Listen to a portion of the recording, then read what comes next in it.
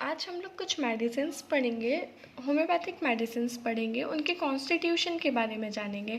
जब हम किसी चीज़ के कॉन्स्टिट्यूशन के बारे में बात करते हैं तो उसमें आता है उसका फिज़िकल मेकअप, उसका मेंटल, वो कैसा दिख रहा है, कैसा चल रहा है, कैसा आकर के बैठ रहा है।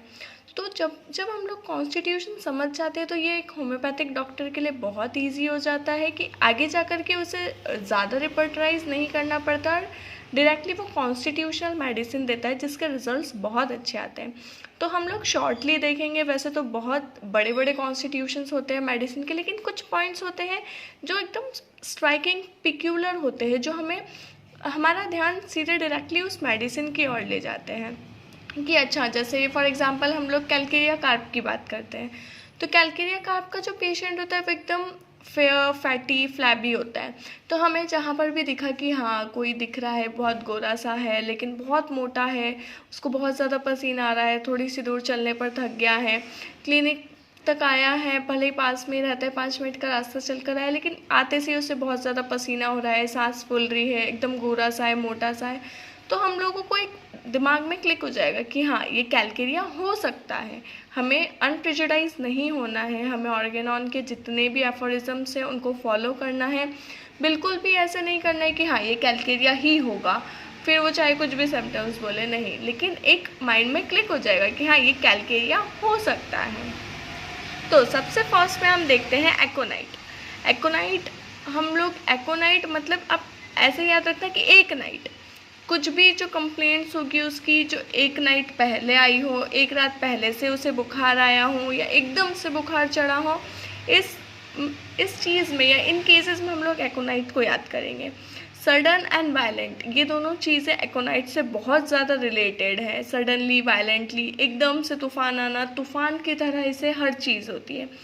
तो एकोनाइट में हम 3 ए याद रखेंगे: acute, amenorrhoea and atmospheric changes. Aconite usually acute cases में प्रिस्क्राइब की जाती है। एकोनाइट एक एक्यूट रेमेडी है जो मेनली एक्यूट केसेस में जो तुरंत आए हो, सडनली एंड वायलेंटली आए हो। सडन हेडेक हो गया, ठंडी हवाओं में घूमकर आए, हेडेक हो गया, हम लोग एकोनाइट दे देंगे।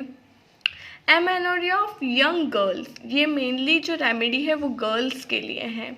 जो गर्ल्स होती है जो एकदम डरी सी, सहमी सी रहती है, ये जो बहुत जल्दी घबरा जाती है और उनमें एमेनोरिया हो जाता है, उस केस में हम लोग एकोनाइट की तरफ जा सकते हैं।